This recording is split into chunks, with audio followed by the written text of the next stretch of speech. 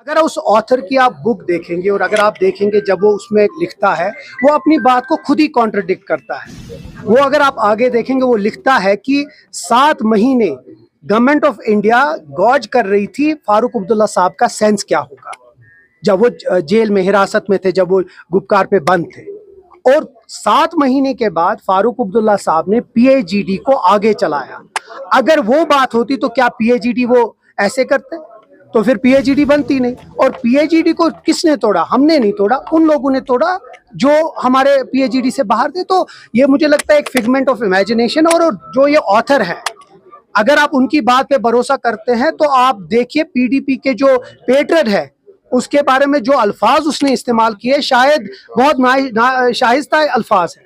मुझे नहीं लगता, जब हम उन बातों पे भरोसा नहीं करते, मुझे लगता है पीडीपी भी, वो जो दुल्लत साहब उस वक्त मुफ्ती साहब के खिलाफ बोला उन्हें बात, तो मुझे लगता है वो सिर्फ रेलेवेंस अपने करना चाहते हैं। It's a figment of imagination, इसमें कुछ नहीं है, अपने आप की रेलेवेंस लाना चाहते हैं। ये बुक खुद ही अपनी बात को कॉन्ट्रडिक्ट करता है। रियलिटी से ज्यादा आपको लगता है कि फिक्शन ज्यादा है? अगर ऐसी बात होती तो मैं फिर से कह रहा हूँ, पीएजीडी नहीं बनती, पीएजीडी आगे नहीं चलती। और फारूक अब्दुल्ला साहब ने पहले दिन से पीएजीडी और यहाँ के जो जम्मू कश्मीर में हुआ 2019 में, उसको एक स्ट्रॉन्ग बिट्रेयल माना गया। और आज की डेट में भी नेशनल कॉन्फ्रेंस उस बात पे कायम दायम है। तो मुझे लगता है ये अपनी किताब को थोड़ा सा कंट्रोवर्शियल बनाने के लिए और एक फिगमेंट ऑफ इमेजिनेशन है जो उसमें बात की, जबकि वो खुद अपनी किताब में उसको कॉन्ट्रडिक्ट करता है। अपोजिशन के पास अब कोई मुद्दा नहीं रहा, क्योंकि ना उन बजट पे कुछ बोल पाए, ना आप किसी चीज पे बोल पाए। तो अब एक ही चीज है इनके पास, किसी तरीके से मनगढ़ंत कहानियां बनाए।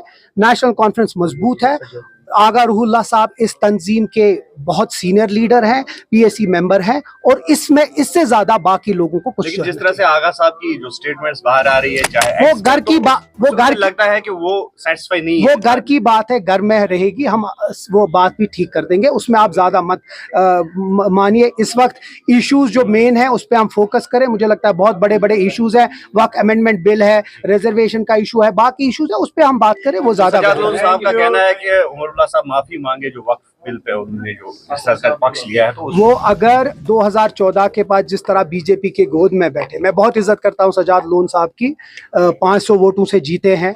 मुझे लगता है अगर वो माफी मांगे 2014 के बाद जो हुआ, 2019 उनकी वजह से हुआ, वो उसी कैबिनेट में बैठे जिस कैबिनेट में बीजेपी के लोग थे, और उसी कैबिनेट में जिस कैबिनेट ने 2019 के बाद जो आज ध्यान मिले, अगर वो माफी मांगते हैं उसके बाद हम उसके बारे में बात करेंगे।